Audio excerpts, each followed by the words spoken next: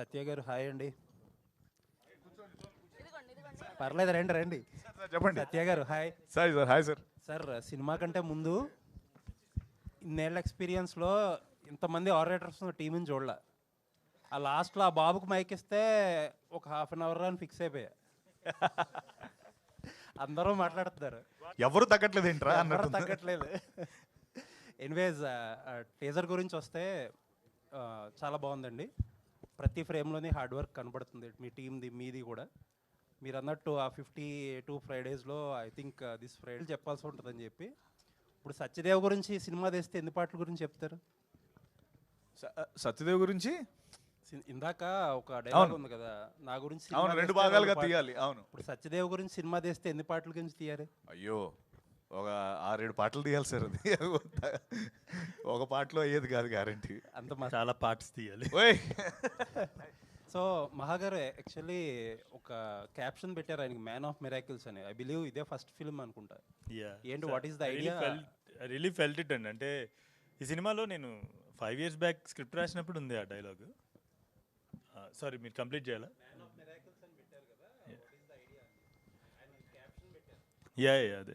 So స్క్రిప్ట్లోనే ఉంది, man of miracles అని ఒక లైన్ ఉంది. మీరు అందుకే నా టీజర్లో కూడా పెట్టాము ఆ line. Just not for the sake of naming an actor like that అని కాకుండా స్క్రిప్ట్లో ఉండింది. ఫిల్మ్ అంతా అయిపోయి వచ్చి చూసుకుంటూ ఈ స్క్రిప్ట్లో ఆ క్యారెక్టర్ గురించి మాట్లాడుతున్నాం కదా, మ్యాన్ ఆఫ్ మిరాకిల్స్ అని. బట్ యూనో ఆ క్యారెక్టర్ ప్లే చేసిన సత్య కూడా మ్యాన్ ఆఫ్ మిరాకిల్స్ అని మనసులో అనిపించింది. అండ్ టీజర్ దీనికి ముందు ఒక ఈవెంట్, ఒక వీడియో పంపిస్తున్నప్పుడు బయటికి I feel he deserves that title. మహాగారు సార్ యాక్చువల్గా 5.5 years నా ప్రైమ్ లైఫ్ ఇచ్చేసాను అన్నారు. బట్ ఒకే స్క్రిప్ట్ నమ్మి దాని మీద అన్ని ఇయర్స్ పెట్టి చేయడానికి ఏంటి నమ్మకం? అంటే అంత టైం ఎందుకు పట్టింది అసలు? ఫస్ట్ మధ్యలో వేరియస్ అదర్ జాబ్స్ కూడా చేశాను. యాక్టింగ్ చేసా, ప్రొడక్షన్ చేసా. కానీ నేను డైరెక్ట్ చేస్తే నెక్స్ట్ ఈ సినిమాని చేయాలని ఎందుకు అనిపించిందంటే, ఈ స్క్రీన్ ప్లే రాసింది కోవిడ్ ఫస్ట్ వేవ్ అయిపోయింది, సెకండ్ వేవ్ స్టార్ట్ అవుతుంది. ఆ గ్యాప్లో రాసి ఇది ఎట్లయినా ఈ సినిమా తీయాలని చెప్పేసి మొదలు పెట్టాను అనమాట. October 13th, 2020. I still remember. I finished the script of this film and started immediate. నేను నెక్స్ట్ డే నుంచే స్టార్ట్ చేశాను. బికాస్ సెకండ్ వేవ్ వస్తుంది అప్పుడే, డెల్టా వేవ్ సంథింగ్ ఏదో, చనిపోతున్నారు చాలామంది అని అన్నారు. అంటే నేను కొంచెం మాట్లాడితే డ్రామాటిక్గా అనిపిస్తుందేమో, బట్ మీరు డార్క్ కామెడీగా తీసుకోండి. ఈ సినిమా తీయకుండా పొరపాటున డెల్టా వేవ్లో చచ్చిపోతే నేను ఫిల్మ్ మేకర్ అయినందుకు పర్పస్ ఫుల్ఫిల్ అవ్వదు ఏమో అని ఒక భయం వచ్చిందనమాట. అట్లాంటి ఒక కథ రాసినప్పుడు వచ్చిన దట్ ఈస్ ద కాన్ఫిడెన్స్. అంటే అదే కాన్ఫిడెన్స్ కూడా వచ్చింది ఈ సినిమా ఖచ్చితంగా. అంటే ఆ ఫీలింగ్ నాకు వస్తుందంటే ఖచ్చితంగా ఈ ఫిల్మ్ ఆ ఇంపాక్ట్ని క్రియేట్ చేస్తుందని ఒక నమ్మకం. అండ్ తర్వాత ఫర్ సమ్ రీజన్ అది అంటే నేను ప్రయత్నించడం మొదలుపెట్టాను. అది మీకు తెలిసిందే కదా, ఒడిదుడుకులు అన్నీ ఉంటాయి కదా. సో ఈ అప్స్ అండ్ డౌన్స్ అయ్యి ఫైనల్లీ మీ దగ్గరికి వస్తున్నా. And I also feel Kancharapalem తర్వాత Kancharapalem is my first original film అయితే, డెబ్యూ ఫిల్మే కాదు, ఒరిజినల్ ఫిల్మ్ కూడా. కాబట్టి ఒరిజినల్ ఫిల్మ్ అయితే దాని తర్వాత నాకు ఎక్కడికి వెళ్ళినా కూడా, ఏ ఐడియా చెప్పినా కూడా చాలా ahead of the times, 5 years అయినా పడుతుంది మినిమం ఇక్కడికి రావాలంటే అని నేను చాలా ఎదుర్కొన్నాను. అందుకనే మరి బతకాలి కదా, సో డబ్బులు కావాలి, అన్నం తిన్న రోజు భోజనం చేయాలి కదా. సో ఒక రీమేక్ చేసి ఉండే. ఇంకా ఆ రీమేక్ దగ్గర నుంచి ఇంకా మీకు తెలిసిందే కదా, చాలా there is lot of discussion about me making remake and అట్లా. కానీ ద రీజన్ ఈజ్ ఏ కథ పట్టుకుని వెళ్ళినా కూడా 5 years ahead of the times ఉంది అని చెప్పేసి అన్నారు. ఆ మాటలు అన్న వాళ్ళు అందరి నోట్లో పంచదార పొయ్యా అని నేను ఎన్నిసార్లు అనుకున్నాను. ఎందుకంటే 5 ఏళ్ళు పట్టింది ఇంకొక నెక్స్ట్ మై ఒరిజినల్ తీయడానికి. సో వాళ్ళందరూ అంత విజన్ ఉన్న వాళ్ళు అని చెప్పి నాకు ఇప్పుడు అర్థమైంది. తదాస్తూనే ఉంటారు ఎవరో. యా. అయితే యాక్చువల్గా 3 గంటల సినిమాకి 6 గంటల నరేషన్ ఏంటి నమ్రత గారికి? అంటే ఏం చెప్పారు అంతసేపు? అంటే every shot has a detail అండి. ఆ డీటెయిల్ తెలియకపోతే you can't understand towards the end. ఇప్పుడు ఫిల్మ్ చూసినప్పుడు, లాస్ట్ క్లైమాక్స్ చూసినప్పుడు మనకి సినిమా మొత్తం గుర్తొస్తుంది కదా ఒకసారి. సో అది గుర్తు రావాలంటే వాళ్ళు ఖచ్చితంగా సినిమాలో వెళ్తున్న ప్రతి ఒక్క విషయం కూడా తెలియాలి. సో దానికి గాను ఆ డీటెయిల్స్ అన్నీ నెరేట్ చేయడానికి అంత టైం పట్టేది అనమాట. సత్యదేవ్ గారు, అంటే గత 2 సినిమాల ముందు వరకు కూడా అండర్ రేటెడ్ యాక్టర్ అని పిలిచేవారు. బట్ లాస్ట్ వచ్చిన 2 సినిమాలు మీకు ఆ ముద్రను చెరిపి పక్కన పడేసినాయి. సో ఈ సినిమా వరకు మీరు మాట్లాడిన ప్రతి మాట చాలా కాన్ఫిడెంట్గా ఉంది. ఖచ్చితంగా ఏదో ఒక కొత్త అద్భుతం అయితే సృష్టిస్తుంది. జస్ట్ నాట్ ఓన్లీ ఫిల్మ్ అని అనిపిస్తుంది. సో దీని గురించి మీకేమి అనిపిస్తుంది విన్నప్పుడు కానీ ఫైనల్గా చూసుకున్నప్పుడు కానీ? మీకు టైం ఉందా? యువ టైం కొంచెం పెద్దది ఉంది అందుకని. లేదండి, అంటే ఇందాక మహా చెప్తున్నట్టు 6 hours దానికి ఆన్సర్ చెప్పాలంటే మహా చెప్పిన కథను మొత్తం ఒక 2.5 hours 2 వాట్ ఎవర్ అందులో కుదించాలంటే నిజంగా చాలా కష్టం. బికాస్ ఎవ్రీ సీన్ స్టార్టింగ్ నుంచి ఎందుకు ఈ సీన్ అనుకున్న ప్రతిసారి మనకి ప్రతిదానికి పే ఆఫ్ ఉంటుంది, ఒక సెటప్ ఉంటుంది, ఒక పే ఆఫ్ ఉంటుంది. Every scene is equal important. అంటే ప్రతి సీన్లో అంత రిచ్నెస్ ఉంటుంది, స్టోరీ ఉంటుంది, అండర్లైన్. అందుకే రైటింగ్ ఇస్ సో టఫ్ ఈ పర్టికులర్ ఫిల్మ్కి. 5 ఏళ్ళు తను పట్టింది. అఫ్కోర్స్ మనందరం దానిపైన కొంచెం ఫన్ చేసుకున్నా కూడా ఎందుకు పట్టింది అనడానికి July 3rd మీకు ఈ సీన్ అందుకు, ఈ సీన్.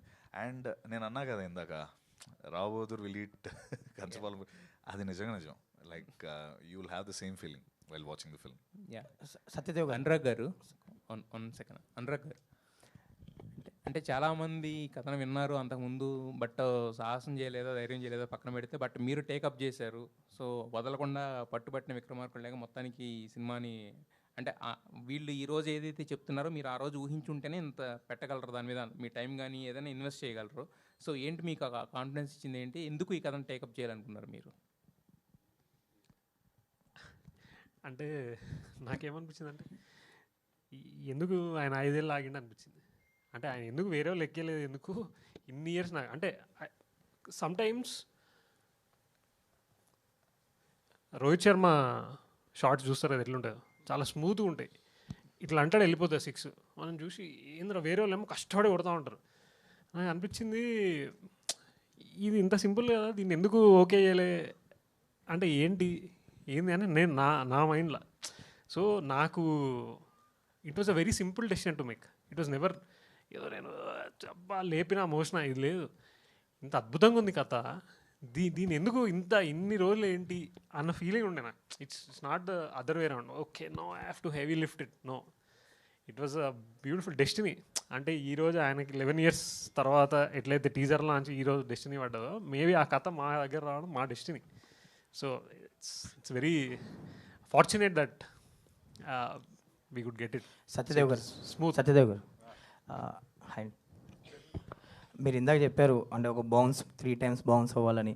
ఓల్ ప్రాసెస్లో మీకు మోస్ట్ డిఫికల్ట్ పార్ట్ ఏంటి యాజ్ ఎ యాక్టర్గా? రాబోదురుదా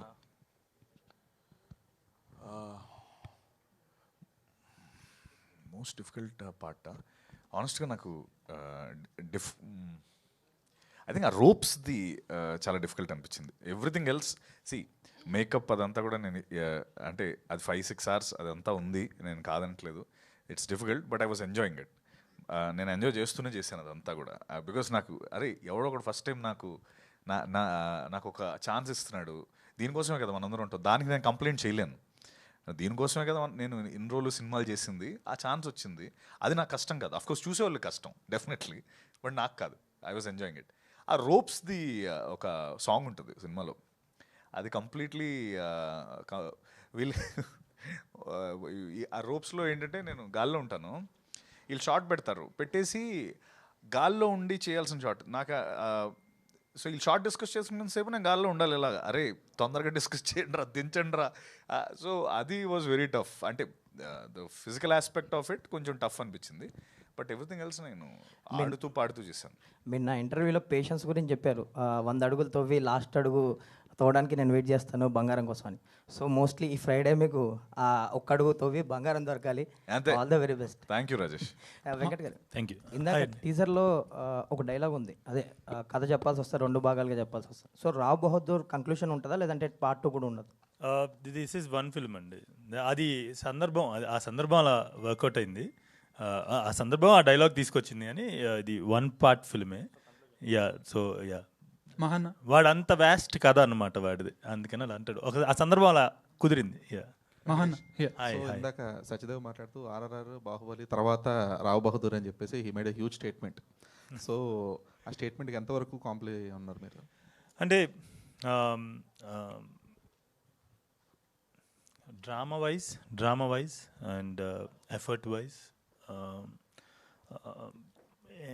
every craftsmanship wise, ఈ అన్ని కొలమానాల్లోనూ ఇది ఖచ్చితంగా మా అందరికీ కూడా it's equal to Baahubali or RRR అండి. సో మేబీ స్కేల్ వైజ్ అలా కాదు, డ్రామా వైజ్ అయితే కనుక ఖచ్చితంగా it is there. But I wish I reach a day, no I will get a day where I can make such wonderful films also. అలాంటి ఒక magnum opuses and bigger films, అంత grand scale ఉన్న films తీసే అవకాశం కూడా ఏదో ఒక రోజు వస్తుందని నేను కోరుకుంటున్నాను, రాజమౌళి గారు తీస్తున్నటువంటి సినిమాలు. బట్ ఆయన సినిమాలతో పోల్చడం అంటే మా ఇంటెన్సిటీ వైజ్ ఇది అక్కడ నిలబడుతుంది. ఎక్స్పీరియన్స్ వైజ్ కావచ్చు, experience is definitely towards the end of the film theatre నుంచి బయటకు వెళ్ళినప్పుడు ఖచ్చితంగా అంత ఇంటెన్సిటీ, అంత స్కేల్ ఉన్న ఫిల్మ్ చూసిన ఎక్స్పీరియన్స్తోనే బయటకు వెళ్తారు. అది I can give it. Also just teaser అని చెప్పేసి ఆల్మోస్ట్ 3 minutes కంటెంట్ రిలీజ్ చేశారు. ట్రైలర్ ఉంటుందా? యా ఉంటుంది.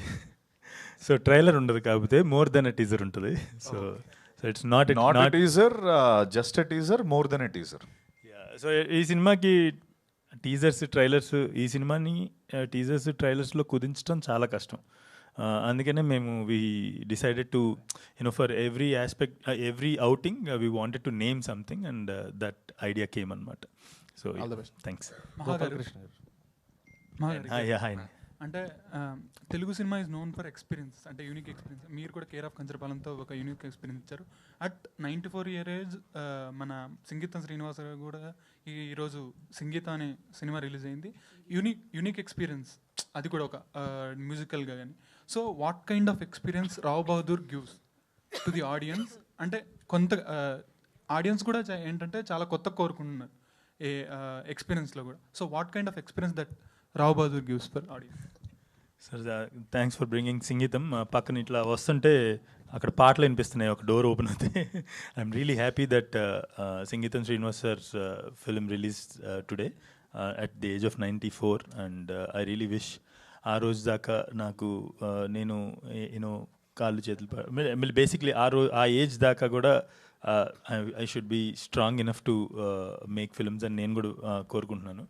అండ్ ఎక్స్పీరియన్స్ వైజ్ వస్తే కనుక ఎప్పుడైనా ఒక శ్రీహరి గారి డైలాగ్ ఒకటి ఉంటుంది కదా, జరుంటే చచ్చిపోతుండ్రు. సో అమ్మ జరుంటే చచ్చిపోతుండేరా. So it's like all kinds of experiences. For example ఈ సినిమా ఎవరైనా చనిపోయినప్పుడు లాస్ట్ 7 minutes మొత్తం రిప్లై అవుతుంది అని అంటారు కదా, అలాగా మీరు థియేటర్లోకి వచ్చినప్పుడు ఒక రావ్ బహదూర్ అనేవాడి లైఫ్ని 2.5 hours ఆ రీప్లే అనమాట. It's like almost biopic of character called Rao Bahadur. So it's going to be an overwhelming experience, అది నా ఉద్దేశం. జరుంటే చచ్చిపోతానంటే. Venkatesh Maha. Yes, hi. Congratulations in advance. Thank you. నాకు డౌట్ ఏంటంటే పోయి పిచ్చోళ్ళలాగా బిహేవ్ చేస్తారు, అంటే వాళ్ళ సినిమా ఏమైపోద్దేమో అని భయంతో. మీరేంటండి మ్యాన్లీగా రెడీ అయ్యి ఒక హీరోకి కాంపిటేటివ్గా వచ్చి కొంచెం లుక్స్ కూడా ప్రీవియస్గా పోలిస్తే కంపేర్ చేస్తే ఇప్పుడు చాలా మంచిగా కనిపిస్తున్నారు. దాని వెనకతల రీజన్ ఏంటి? రావ్ బహదూర్ ఏమైనా మార్చిందా మిమ్మల్ని? ఈజ్ అన్ యాక్టర్ ఆల్సో కదా. అదే I'm an actor also, director also. Just simple, to put it in simple words, I'm touched by light in the last 1-2 years.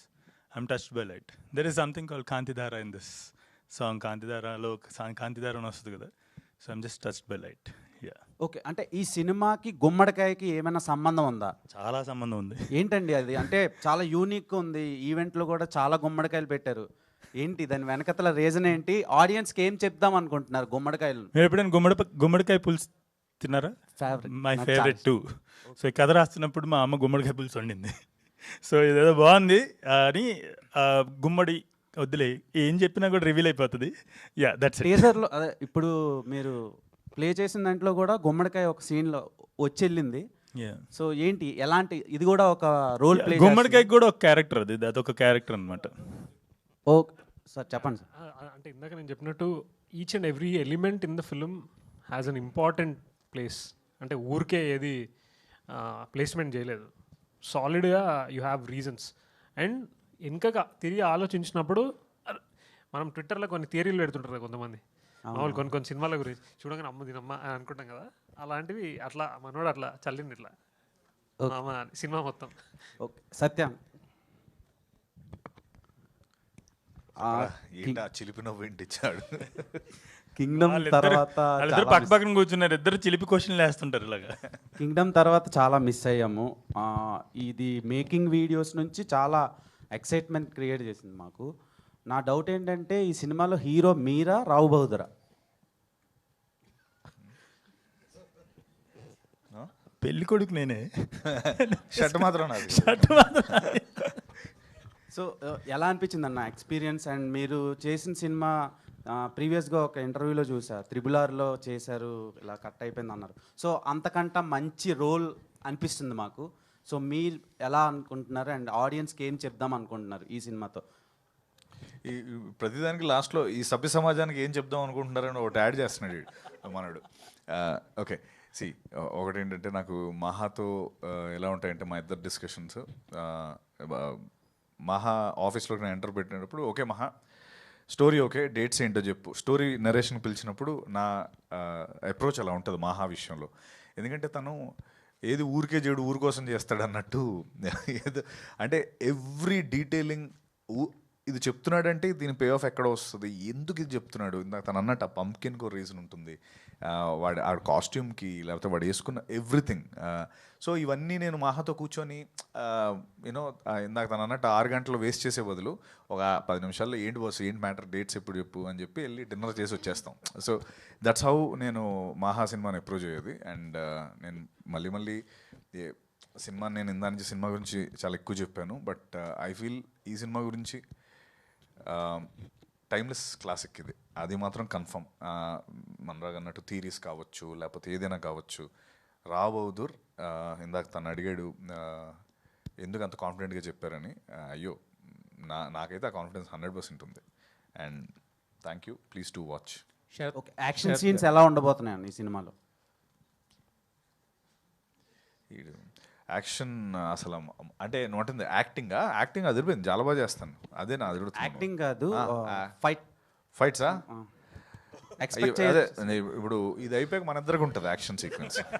నాకు తెలుసు. Heroine Gopal welcome to Tollywood అండి. Thank you so much. So speciality కదా. What made you choose this character in Rao Bahadur and working experience with Venkatesh Maha గారు, సత్యదేవ్ గారు and producers? మలయాళത്തിൽ പറയട്ടെ? మలయాళంలో చెప్పచ్చా అని అడిగింది. మలయాళం సినిమాలు చూస్తా. So the first reason why I chose Rao Bahadur is I'm a fan of Care of Kancharapalam. There are a lot of people in Kerala, I don't know if you believe it or not, there are a lot of people in Kerala who loves Care of Kancharapalam. And you know one thing, that film was remade. Kada Innu Vere, it's titled, but still Care of Kancharapalam is the classic film forever. It can't be remade. Like if it is remade also, the classic will always remain as Care of Kancharapalam. So that is the first reason why I took this film, Rao Bahadur. And yeah, Renuka is a character that I have never done before in my film career, which has a lot of layers in it. And I'm very thankful that I got such a beautiful opportunity to work with Venkatesh Mahagaru, and also, as I always said, Satyadev Garu, who's a versatile and self-made actor who we all love. So, yeah. Sarath గారు, Thank you so much. బేసిక్గా శరత్ గారు sir చెప్పండి. ఇంతకుముందు మీరు already major చేసినప్పుడు కూడా GM ఉన్నాయి banners. So ఏంటి అంటే ఇది అప్పుడు కూడా మాకు సోనీ వాళ్ళందరూ ఉండే సార్. దీనిలో గోపాలకృష్ణ గారు ఫస్ట్ వచ్చారు, కానీ సినిమా అయ్యే కొద్దీ దాని స్కేల్ చాలా పెరిగింది. Film demanded a lot from us. మేము అనుకున్న బడ్జెట్ కూడా చాలా ఎక్కువైంది. So we needed more cash. So అందుకు we went and reached out to better invest and got a new partner. And అంటే this a very big film and మీరు చూసినప్పుడు అది అర్థమవుతుంది. Each shot, each scale, the number of sets we have erected, we shot for over 100 days. So yeah, because as the project went on మేము అనుకున్న budget కానీ చాలా extend అయింది కాబట్టి I had to bring in new. Namrata గారి support ఎలా ఉండింది మరి? అంటే బ్యాకింగ్ ద ప్రాజెక్ట్ అంటే ప్రెజెంట్స్ వాళ్ళు ఉన్నారు కదా. కంప్లీట్లీ, అంటే ఒక ప్రెజెంటర్గా ఏమేం చేయాలో దే డూ ఎవ్రీథింగ్. అంటే నేను Anurag we will be always be careful to not ask too much from them. అంటే మా బిలీఫ్ ఎప్పుడు మనం ఏమని చేయగలిగితే చేయాలి, బట్ ఎక్కువ అడగద్దు అని. సో ఎంతవరకు వాళ్ళ బ్లెస్సింగ్స్, వాళ్ళ సపోర్ట్ మాకు అవసరమో అంతవరకు తీసుకుంటాం. ఇప్పుడు కూడా మహేష్ సార్కి సినిమా చూపిస్తాము నెక్స్ట్. అంటే మేమేం బిలీవ్ చేస్తామంటే మహేష్ సార్ లాంటి వాళ్ళు, నమ్రత గారు లాంటి వాళ్ళ స్టేచర్ ఎంత పెద్దది అండ్ మేము ఎంత రెస్పెక్ట్ చేస్తామంటే they should say that. Cinema చూపించి ఐ విల్ టెల్, ఇప్పుడు చెప్పండి మీరు ఏం చేస్తారు. అంతేగాని I don't want to go to them and say ఇది చేయండి, ఇది చేయండి, నాకు పలానా ఈవెంట్కి రండి, లేతే ఇది చేయండి అని. I feel we have that respect for them and I believe that there presence is with అస్.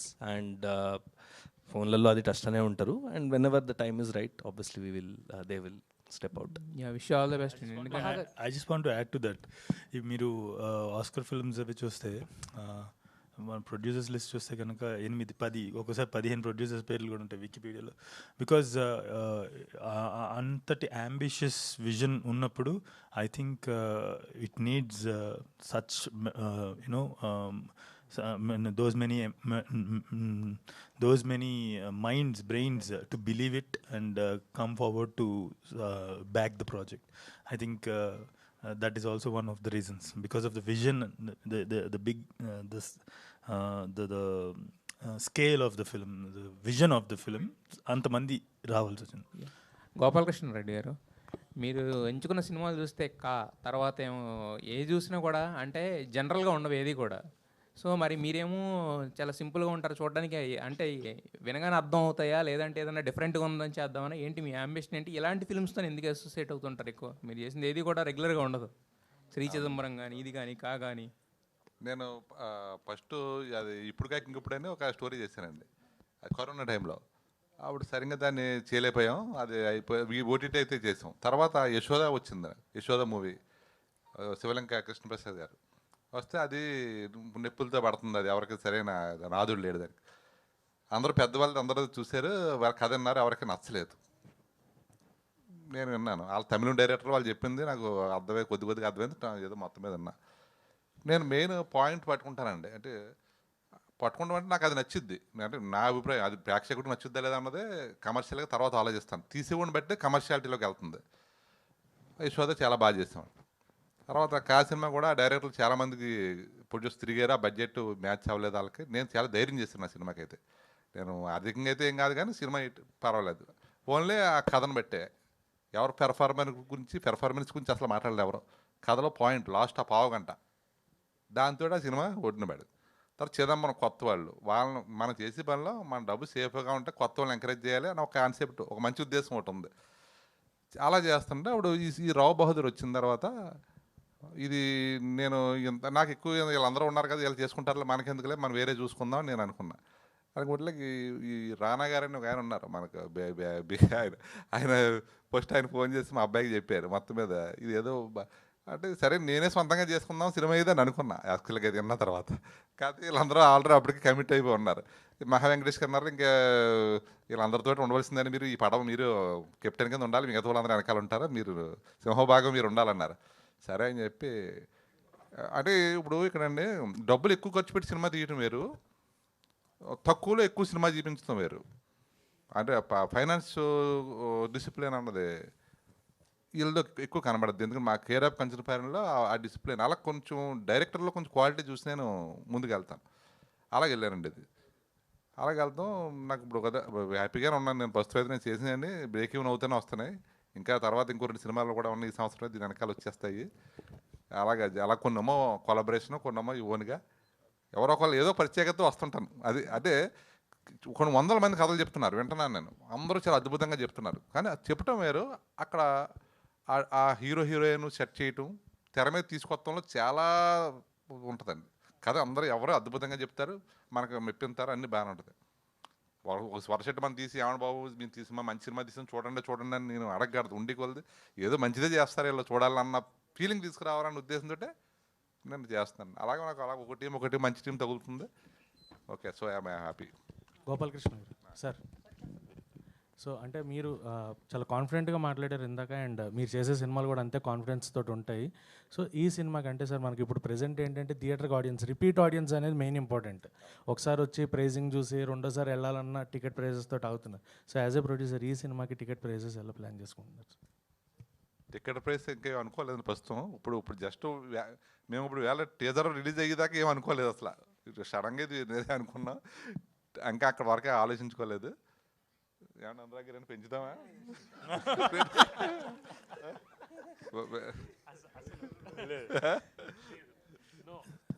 సత్యదేవ్ గారు సార్, మీరు సత్యదేవ్ గారు సినిమా చేస్తున్నారంటే ఇండివిజువల్గా there will be social message, అంటే ఖచ్చితంగా ఏదో ఒక మెసేజ్ అయితే మీరు నుంచి వస్తుంది అనేది ఎక్స్పెక్టేషన్స్ ఉంటాయి. ఈ సినిమా complete we are feeling like entertainment ఉంది, అలాంగ్ విత్ దట్ ఏమన్నా మెసేజ్ త్రూ దీని ద్వారా కూడా వెళ్తున్నారా? ఏ మెసేజ్ అసలు మెసేజ్ ఇవ్వాలని ఈ సినిమా చేయలేదు. మేబీ సెలెక్ట్ చేసుకున్న దాంట్లో ఆ కంటెంట్ వైజ్ అది అలా అయి ఉండొచ్చు, కానీ బట్ మెసేజ్ ఇవ్వాలి. మనం ఉన్నది ఎంటర్టైన్మెంట్ ఇండస్ట్రీలో ఎంటర్టైన్ చేయాలనుకుంటాం కదా, మెసేజ్ కాదు. But end of the day ఆ ఎంటర్టైన్మెంట్లో ప్యాకేజ్ ఒక మెసేజ్ వస్తే great, that's a different story all together. But మందంతా అరే మీరు ఎంజాయ్ చేసి you know if you get entertain, అదే biggest success. That's what I feel. Venkatesh గారు, అంటే మామూలుగా మీ సినిమాల్లో ఫీమేల్ క్యారెక్టర్స్ కూడా ఇన్స్పైరింగ్గా ఉంటాయి. అండ్ రావ్ బహదూర్లో చూస్తే కొన్ని సీన్స్లో హీరోయిన్ ఎక్కువగా బుక్స్ పట్టుకుంటుంది. ముఖ్యంగా అరుణ అని చెప్పేసి చలం గారు నవలు చదువుతుంది. ఆ బుక్లో చూస్తే స్త్రీ యొక్క స్వేచ్ఛ గురించి ఎక్కువగా ఏం చేస్తూ ఉంటారు. బట్ ఈ సినిమాలో హీరోయిన్ కొంచెం అలాంటి క్యారెక్టరే ప్లే చేస్తుందా? సో మీరు ఎలా డిజైన్ చేశారు? Yeah, that's a very good observation. So ఈ క్యారెక్టర్ గురించి దీపాకి చెప్తున్నప్పుడు కూడా మాట, పేట్రియార్కల్ వరల్డ్లో అంటే పురుష ఆధిక్య సమాజంలో విమెన్ తప్పు చేసినా కూడా నేను తప్పు చేశానని, తప్పు జరిగింది నా వైపు నుంచి అని చెప్పే అవకాశం కూడా లేదు. తెలుసుకున్న జరిగింది తప్పు నా వల్ల అని తెలుసుకున్నా చెప్పే అవకాశం లేదు. ఎందుకంటే చెప్తే ఇద్దరు కొడతారు, లేదంటే వినరు.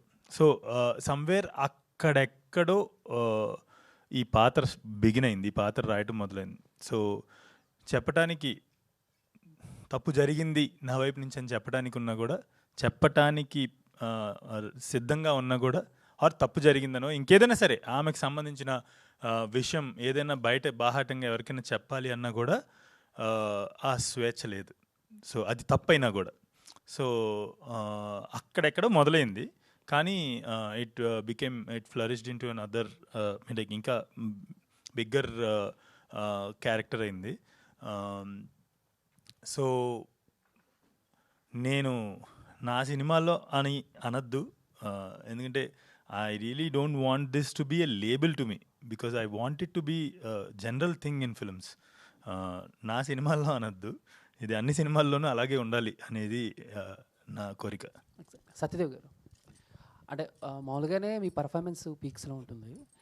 బట్ ఈ రాహు బహదూర్ విషయానికి వచ్చేసరికి హీరోయిన్ అండ్ డైరెక్టర్, ప్రొడ్యూసర్స్ అందరూ కూడా ముఖ్యంగా మీ పర్ఫార్మెన్స్ గురించి చాలా అద్భుతంగా ఉంటుందని చెప్పేసి సపరేట్గా చెప్తున్నారు. సో దీనివల్ల ఆ సినిమా మీద కూడా ఎక్స్పెక్టేషన్స్ పెరుగుతాయి, ఆల్రెడీ పెరిగాయి. బట్ దీన్ని ఎలా చూస్తారు మీరు? ఎలా చూడటం అంటే ఇప్పుడు అడగకపోతే నేను తర్వాత నేను ఏం అడగలేదని నేను అడుగుతాను అన్నట్టు అడిగినట్టు ఉంది ఇది. ఆబ్వియస్లీ వాళ్ళందరూ అంత హ్యాపీగా, అంత ఓపెన్గా పర్ఫార్మెన్స్ గురించి మాట్లాడుతున్నారంటే అంతకంటే హ్యాపీనెస్ ఏమి ఉండదు. అంటే ఒకటి ఆపరేషన్ సక్సెస్ పేషెంట్ డైడ్ అని ఒకటి ఉంటుంది. ఆపరేషన్ సక్సెస్ ఏంటంటే పేషెంట్ లేడు. అలా అంటే కొన్నిసార్లు ఏంటంటే పర్ఫార్మెన్స్ ప్రతి సినిమాలో నేను చేస్తూనే ఉంటాను. Obviously I have to perform, character ఏది కావాలంటే అది. బట్ సినిమా ఆడినప్పుడే కదా I feel very happy. So ఈ రోజున నాకు నా పర్ఫార్మెన్స్ నువ్వు బాగా చేస్తావు అదంతా నాకు ఎంత హ్యాపీనెస్ ఇచ్చినా July 3rd మీరు అందరూ సినిమాని హిట్ చేస్తే నాకు అది కిక్ ఇస్తుంది. ఇప్పుడు ఐఎమ్ హ్యాపీ వీళ్ళందరూ నా పర్ఫార్మెన్స్కి ఎంత రేపు ముఖ్యంగా వీళ్ళు ముగ్గురు boss thank you we are we are safe and we are happy అన్నప్పుడు దట్ గివ్స్ మోర్ కిక్. అది కన్ఫర్మ్, నో డౌట్. మేమందరం నేను మహా ఈ సినిమా చేసినప్పుడే మేము హ్యాపీ, బట్ ఇప్పుడు రిజల్ట్ వెయిటింగ్ కాబట్టి అది ఐఎమ్ లైక్ July 3rd రోజు హ్యాపీగా 12 గంటలకి కేక్ కట్ చేసి గట్టిగా సెలబ్రేట్ చేసుకుంటాం. సత్యదేవ్ గారు హలో అండి. హాయ్ అండి. లాస్ట్ క్వశ్చనే. నెక్స్ట్ అబ్జెషన్ సినిమా ఉందండి ఇందులో. ఓకే, ఇప్పటి వరకు రిలీజ్ అయిన కాంటెంట్కి మంచి పేరు వచ్చింది.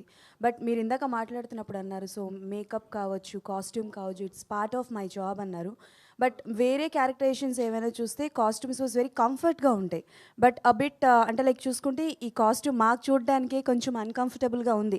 లైక్ మీరు వేసుకున్నారు, చాలాసేపు ఉండాల్సి వచ్చింది. అండ్ ఇందాక మాట్లాడుతున్నప్పుడు ఐ థింక్ ఇంటికి వెళ్ళినప్పుడు కూడా ఆ మైండ్లోనే ఉండేవాడిని అని చెప్పేవారు.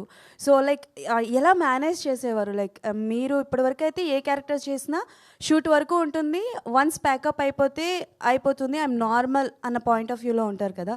సో ఈ క్యారెక్టరేషన్ని, బహదూర్ క్యారెక్టరేషన్ని ఎంతవరకు చేశారు? అండ్ షూట్ అయిపోయిన తర్వాత ఎప్పుడు దాని నుంచి బయటకు వచ్చారు? అంటే ఒక సామెత ఉంటుంది, ఎంత ఎత్తు ఎక్కితే అంత దూరం పడతావరా అంటారు. సో ఇదేంటంటే ఆ ఎత్తు ఎక్కడానికి ఆబ్వియస్లీ శ్రమ పడాలి, కొంచెం అక్కడి నుంచి జంప్ చేస్తే దూరం పడతాం కాబట్టి ఆ దూరం పడడం కోసం ఇదంతా ఈ ప్రయత్నాలన్నీ. మీరు అడిగిన దానికి ఒక అంటే కష్టం కాదు. సో ఇట్స్ పార్ట్ ఆఫ్ ఈ ప్రొఫెషన్లో, లేకపోతే ఈ సినిమాకి గాను నాకు ఐఎమ్ లక్కీ, నాకు అంత కష్టపడే ఛాన్స్ దొరికిందని. అంటే బాగా ఇబ్బంది పడ్డం కాదు కానీ, బట్ అది ఇబ్బందే. ఎందుకంటే 48 డిగ్రీలో ఎంతో ఒరిస్సాలో చేస్తున్నాం. అక్కడ భయంకరమైన ఎండలు, మామూలు ఎండలు కాదు, ఇలా ఆమ్లెట్ వేసుకొని తినేస్తుంటారు రోడ్డు మీద, అలా ఉంటుంది. సో అక్కడ ఈ కాస్ట్యూమ్ తర్వాత ఈ మేకప్ అదంతా కొంచెం లైట్గా అనిపించింది కానీ, బట్ ఎవ్రీథింగ్ క్యారెక్టర్ వైజ్ అంతే కదా. ఎక్కువ కష్టపడితే ఎక్కువ ఫలితం వస్తుంది, అంతే. ఆ స్పేస్లో చూస్తాను నేను. యాక్చువల్లీ సారీ టు యాడ్, అంతా దీంట్లో అంటే ఇందాక మీరు ఎవరో ఏది కష్టంగా అనిపించింది అనేది అంటే రోప్ వర్క్ అని అన్నారు. అంత ఎండాకాలం 48-50 డిగ్రీస్ అంత అసలు ఆ బట్టలు అంటే నేను కనపడ్డా కదా ఆల్రెడీ టీజర్లో. సో అలాంటి బట్టలు నేను కూడా వేసుకుని ఈ సినిమాలో ఒక క్యారెక్టర్ చేశాను. అది చేస్తున్న 3 రోజులు నాకు అర్థమైంది 65 రోజులు ఈయన ఏం పడ్డాడు అనేది. సో ఆ రోప్ వర్క్ అప్పుడు మాత్రమే ఒక చిన్న, అది కూడా టూ మచ్ గాల్లో ఉంచేసరికి ఒక చిన్న అరుపు వచ్చింది. కానీ మిగతా ఎంత ఇబ్బందిగా ఉన్నా కూడా he didn't say a single word అనమాట. Like he was always in the character. All the best to all of you, Andy. Thank you so much to all the media. See you.